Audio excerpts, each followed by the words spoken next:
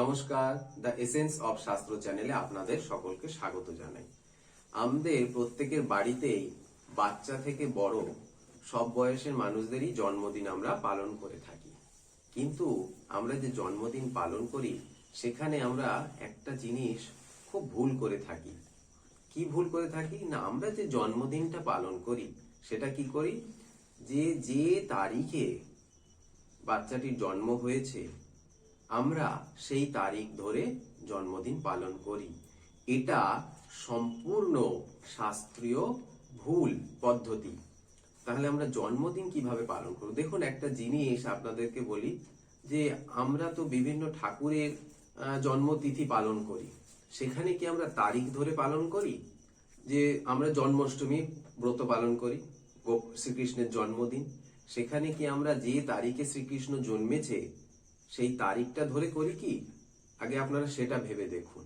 বা আমাদের যে লোকনাথ বাবার জন্মদিন হয়, লোকনাথ বাবা যেদিন জন্মগ্রহণ করেছেন অর্থাৎ যে তারিখে জন্মগ্রহণ করেছেন সেই তারিখ ধরে কি আমরা জন্মদিন পালন করি?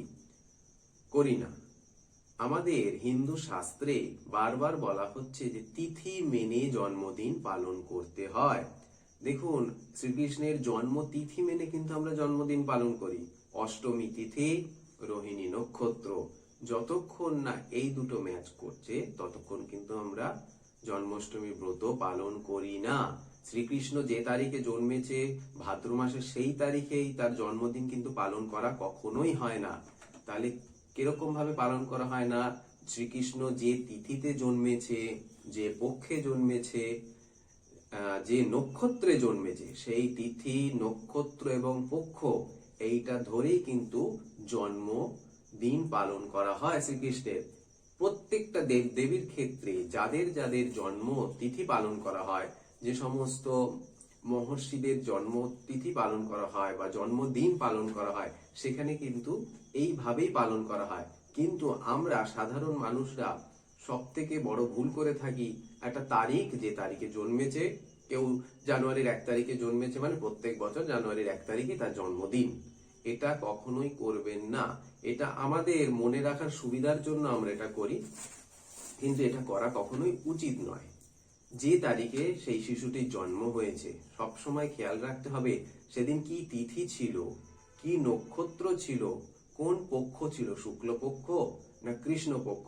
সেটা শুক্লপক্ষের কোন তিথি? ধরুন একটা শিশুর জন্ম হয়েছে শুক্লপক্ষের পঞ্চমী তিথিতে, রোহিণী নক্ষত্রে। তাহলে কি করব আমরা? সেই মাঘ মাস, ধরুন মাঘ মাস শুক্লপক্ষ পঞ্চমী তিথি রোহিণী নক্ষত্র। তাহলে প্রতি বছর আমাদেরকে দেখতে হবে যে মাঘ মাসের শুক্লপক্ষের পঞ্চমী তিথি এবং রোহিণী নক্ষত্র কোন তারিখে পড়ছে, সেই তারিখেই হবে তার জন্মদিন। এই নয় যে সে জানুয়ারির 1 তারিখে বা 10 তারিখে বা 5 তারিখে জন্মগ্রহণ করেছে তাহলে প্রতি বছর আমরা জানুয়ারির 1, 5, 10 সেই দিনে আমরা তার জন্মদিন পালন করে দেব। এটা সঠিক পদ্ধতি নয়।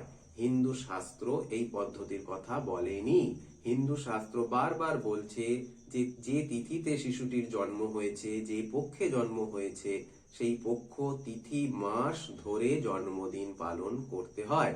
এতে করে শিশুটির পক্ষে খুব শুভ।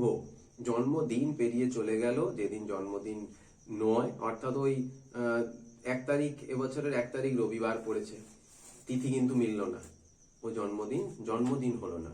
ওটা আনন্দ হলো, হই হই হলো, এটা হলো, কিন্তু শাস্ত্র মতে, ধর্ম মতে এই জন্মদিন সঠিক নয়।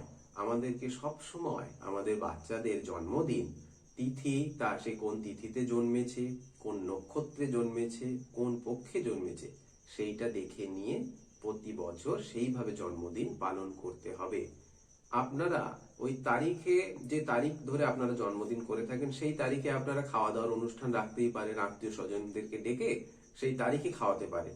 কিন্তু জন্মদিনে যে পায়েস করে দেওয়া হয়, বা অনেকে বিভিন্ন মন্দিরে পুজো দিতে যান, অনেকে দরিদ্রদের সেবা করেন বাচ্চাদের জন্মদিনে, এই যে বিষয়গুলো, এইগুলো আপনারা করবেন যে তিথিতে বাচ্চাটি জন্মেছে সেই তিথি ধরে। অর্থাৎ আগেই বলেছি আমি, ধরুন কেউ শুক্লপক্ষের পঞ্চমী তিথিতে জন্মেছে মাঘ মাসে, তাহলে সেই মাঘ মাসে শুক্লপক্ষের পঞ্চমী তিথি যে তারিখে পড়ছে সেই তারিখই হবে বাচ্চার জন্মদিন, জন্মতিথি। তিথি ধরে অবশ্যই জন্মদিন পালন করুন। হিন্দু শাস্ত্র সেটাই বলে, এটা করলে বাচ্চাদের পক্ষে অত্যন্ত শুভ হবে।